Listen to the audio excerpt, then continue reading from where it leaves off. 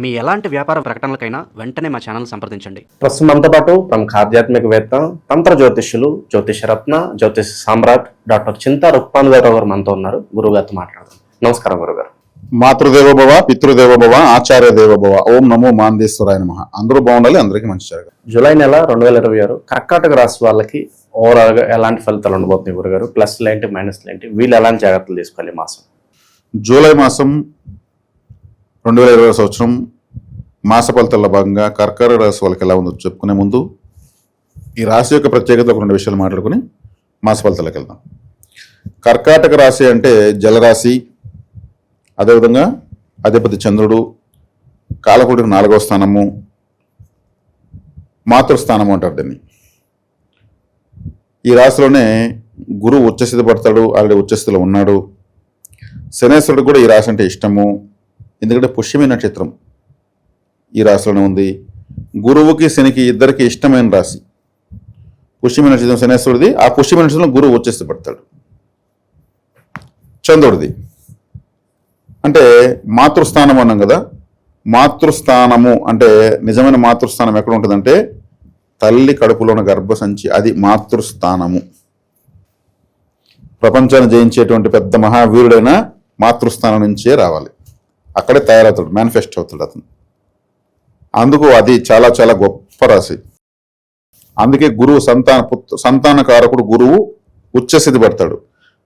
అంటే ఒక బిడ్డ తయారవ్వాలంటే గురువు కదా జీవకారకుడు. ఆయుష్కారకుడు ఎవరు? శనేశ్వరుడు. బిడ్డకి ఆయుష్ శనేశ్వరుడు ఇవ్వాలి కదా. కాబట్టి వాళ్ళిద్దరికీ అక్కడ పుష్యమి నక్షత్రం శనేశ్వరుడిది. ఆ పుష్యమి నక్షత్రం గురువు ఉచ్చస్థితి పడతాడు. ఆ పుష్యమి నక్షత్రం అంటేనే తల్లి యొక్క గర్భసంచి. మాతృస్థానము 4వ స్థానం అంటే చంద్రుడిది. చంద్రుడు అంటే తల్లి. చాలా సున్నితమైన రాశి. గర్భసంచి ఎంత సున్నితంగా ఉంటుంది? ఇంతకన్నా సున్నితమైన ప్రదేశం ఇంకోటి ఉండదు.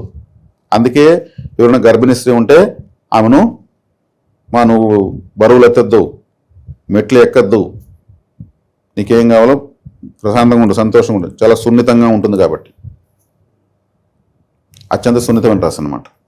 జన్మలోకి రవ్వస్తున్నాడు కాబట్టి కాస్త ఉష్ణ సంబంధమైనటువంటి అనారోగ్యం చేసేందుకు అవకాశం. జ్వరం రావచ్చు, ఏదైనా మసాలా ఫుడ్ వేడి చేసేయచ్చు, లేదా ఏదైనా ఫుడ్, ఏదైనా ఎక్స్పైరీ ఫుడ్ తెలియకుండా డేట్ చూడకుండా తినేసేందుకు అవకాశం ఉంటుంది. ఏమున్నా కడుపులోకి కదులుతుంది, సున్నితమైన దగ్గర కడుపు, అక్కడికి ఏమవుతుంది, ఉష్ణగ్రహం వచ్చేస్తుంది కదా. కాబట్టి దీనికి అవకాశం ఉంటుంది. వ్యయస్థానంలో బుధుడు ఉన్నాడు. బుధుడు వ్యయస్థానంలో ఉన్నప్పుడు ఏమంటే వీళ్ళు పడుకునేటప్పుడు ఆలోచనలు ఉంటాయని ఎక్కువగా. ఓవర్ థింకింగ్ అవసరం లేకుండా ఆలోచనలు వస్తూ ఉంటాయి. అంతే చెప్తారు, నేను రాత్రి అంతా ఆలోచించా నాకు ఐడియా వచ్చిందంటారు. అంటే రాత్రి అంతా నేను నిద్రపోలేదని అర్థం. బుధుడు అంటే మ్యాథమెటిక్స్, మ్యాథ్స్ టీచర్ ఆయన. బుధుడు వ్యయస్థానంలో ఉంటే ఏమవుతుంది, వ్యయస్థానంలో ఏ గ్రహం ఉంటే ఆ ప్రభావం నైట్ ఉంటుంది. కేతు వ్యయస్థానంలో ఉంటే బెడ్రూమ్లో జపం చేసి పడుకోవాలనిపిస్తుంది వాళ్ళకు, మోక్షకారకుడు కాబట్టి. గురువు ఉంటే కూడా ఏదన్నా పూజ చేయాలనిపిస్తుంది, బెడ్రూమ్ పూజలాగా చూసుకోవాలనిపిస్తుంది. కుజుడు ఉంటే ఆడ గొడవలు వస్తాయి భార్య భర్తలకు. శనేశ్వరుడు ఉంటే అసలు పడుకోవాలనిపించదు, నేను పోయి బయట పనుకుంటా, నేను మిద్దె మీద పనుకుంటా, నేను ఇంటి ముందర మంచం వేసుకుంటా అంటారు. బెడ్రూమ్లో ఉంటారు వాళ్ళు. శనేశ్వరుడు అంటే బెడ్ కంఫర్ట్ ఇష్టపడ్డు. ఒకవేళ భార్య పైన పనుకున్నా కింద పనుకుంటారు, నాకెందుకు నిద్ర రాలేదు పైన అంటారు. లేదు, భార్యనే కింద పనుకుంటుంది, ఆమెకి శనేశ్వరుడు వేస్తూనే ఉంటాడు. చంద్రుడు ఉంటే అటు ఇటు దొలుతూనే ఉంటారు, మనసు కదా, స్థిరత్వం ఉండదు. ఇంకెవరిని వదిలేసాం మనము? రాహువుని శుక్రుడిని వదిలేము. రాహు ఉన్న శుక్రుడిని ఎక్సలెంట్గా నిద్రపడుతుంది. వాళ్ళిద్దరే కరెక్ట్. ఇప్పుడు బుధుడు ఉన్నాడు కాబట్టి వీళ్ళు లెక్కలేస్తూ ఉంటారు ఏం చేసుకోవాలనేసి. అది ఈ మాసం ఎక్కువగా ఉంటుంది. అదేవిధంగా వీళ్ళకు ఫైనాన్స్ పరంగా ఎలా ఉంటుంది సార్? వీళ్ళకి ఫైనాన్షియల్ బాగుంటుంది. 5, 7, 9 స్థానాలు బలపడినాయి కదా. గురువు చూస్తున్నాడు చెప్పాను కదా. 5, 7, 9 బాగున్నాయి అంటే లక్ష్మీ స్థానాలు బలపడ్డాయి గురువు చూపు వల్ల. గురువు జన్మంలో ఉన్నాడు, జన్మ నుండి గురువు రిజల్ట్ ఇవ్వడు, కానీ తను చూస్తున్న స్థానాలు బలపడుతున్నాయి కదా. కాబట్టి పిల్లలకు బాగుంది, తన భర్తకు బాగుంది. తర్వాత 9వ స్థానం అంటే దైవబలం ఉంది అని అర్థం. అంటే వీళ్ళు ఇంతకుముందు చేసుకున్న పూజా ఫలం ఇప్పుడు లభిస్తూ ఉందని అర్థం. ఇంట్లో ఏమన్నా చికాకులు కాస్త మనస్పర్ధలు ఏమన్నా ఉంటే తొలగిపోయే అవకాశం ఉంటుంది. తొలగిపోతాయండి. ఎందుకంటే ద్వితీయాధిపతి రాశిలోకి వచ్చాడు, ధనపరంగా చేసే ప్రయత్నాలు సక్సెస్ అవుతాయి. ద్వితీయ స్థానాన్ని కుజుడు లాభంలో ఉండి చూస్తాడు. కాబట్టి ధనపరమైనటువంటి కుటుంబపరమైనటువంటి చిన్న చిన్న విషయాలు మామూలు, దాన్ని మరీ జ్యోతిషానికి వేసి అంటగట్టి చూడాల్సిన అవసరం లేదు. చిన్న చిన్న రాగద్వేషాలు ఉండాలి, ఉంటేనే అది ఫ్యామిలీ. ఏ సమస్యలు ఏదైనా ఎప్పుడు కోరుకున్నా ఉండదు అట్లా. కాబట్టి కుటుంబ పరంగా బాగుంది.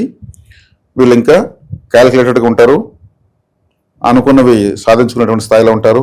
భాగ్యాధిపతి లాభంలోకి వచ్చాడు కాబట్టి, పంచమాధిపతి లాభంలోకి వచ్చాడు కాబట్టి, అదేవిధంగా వివాహ యోగ్యత న్యూనత అన్నీ బాగున్నాయి. సప్తమంలో రాహు మాత్రం, అష్టమ రాహు అంత మంచిది కాదు. అష్టమ రాహుని ఎవరు చూడడం లేదు. అష్టమంలో రాహు ఉన్నప్పుడు ఎవరికైనా మోసపోయేదానికి అవకాశం ఉంటుంది, ఏమరపోయేదానికి అవకాశం ఉంటుంది. కేర్ఫుల్గా ఉండాలి.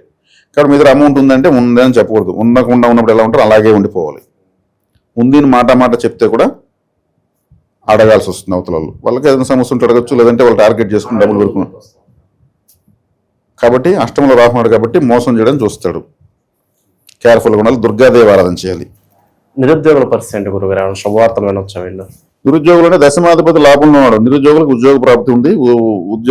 ఉద్యోగ వ్యాపార అనుకూలత పెరుగుతుంది. ప్రయత్నించుకోవచ్చు. ఓకే. వీళ్ళకి పెట్టుబడుల పరంగా ఏమన్నా సలహాలు సూచనలు ఇస్తారు ఏదన్నా? పెట్టుబడి తీసుకుంటే 6వ ఇంటి వాడు గురువు లగ్నంలో వచ్చేసి పెట్టాడు కాబట్టి వీళ్ళు లోన్స్ ట్రై చేయొచ్చు. లోన్స్ ట్రై చేస్తే అవుతాయి.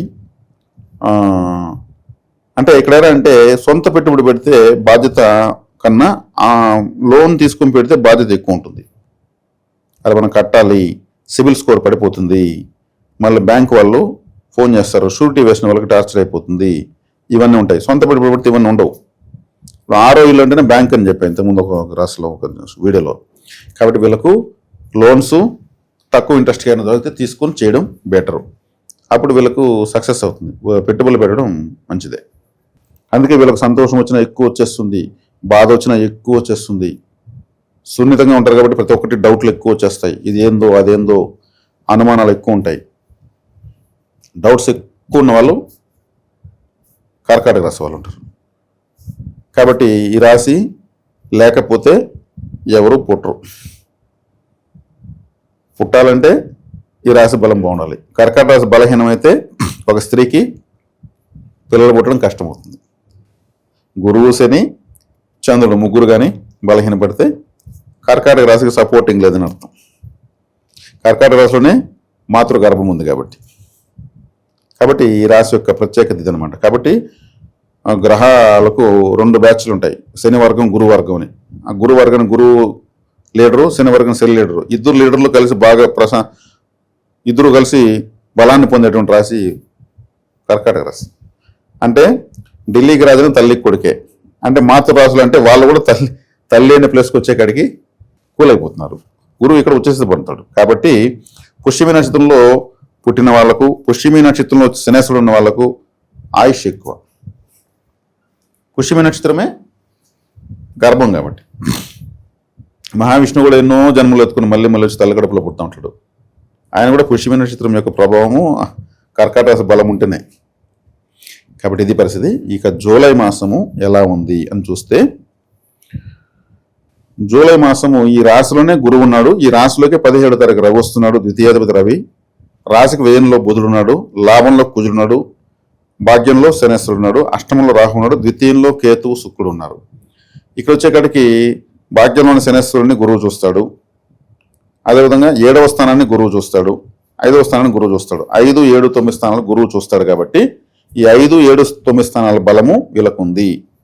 దైవిక పరంగా వీళ్ళు ఎవరిని ఆరాధించాలి, ఎటువంటి పరిహారాలు చేసుకోవాలంటారు? దైవికంగా వీళ్ళు తీసుకుంటే విఘ్నేశ్వర ఆరాధన ఒకటి చేయాలి, దుర్గాదేవి ఆరాధన అంటే దుర్గా గణపతి ఆరాధన చేయాలి. అష్టమంలో రాహువు దుర్గాదేవి, ద్వితీయంలో కేతు గణపతి ఆరాధన. దుర్గా గణపతి మంత్రము ఎక్కువగా అమ్మవారి ఆలయానికి వినాయకుడి దగ్గరికి ఎక్కువ వెళ్తూ రావడము, వినాయకుడికి కొబ్బరికాయలతో చేసిన మాల వేయడము, చిన్న చిన్న కొబ్బరికాయలు దండలాగా 5 కొబ్బరికాయలు 7, 9 బేస్ సంఖ్యలో వేసుకుని గంధము కుంకుమ పెట్టుకొని వినాయకుడి మెడలో వేసి నమస్కారం చేసుకుని వచ్చేయాలి. ఆ కొబ్బరికాయలు ఎవరైనా తీసుకోదు, మీకు సంబంధం లేదు. దుర్గాదేవికి, దుర్గాదేవి ఏం ఆశిస్తుంది? నిమ్మకాయలు, కొబ్బరికాయలు, గుమ్మడికాయలు, పొంగలి, ధూపము అంటే అగరబత్తులు, ఇట్లాంటివే. దీంట్లో మీరు ఏది చేయగలిగితే అమ్మవారికి సమర్పించుకుని రావడం వల్ల అష్టమ స్థానంలో ఉన్నటువంటి రాహుదోషము నివర్తించబడుతుంది. ఓవరాల్గా ఈ నెల వీళ్ళకి ఎలా ఉండబోతుందో మంచి విశ్లేషణ అందించేస్తాం. ధన్యవాదాలు.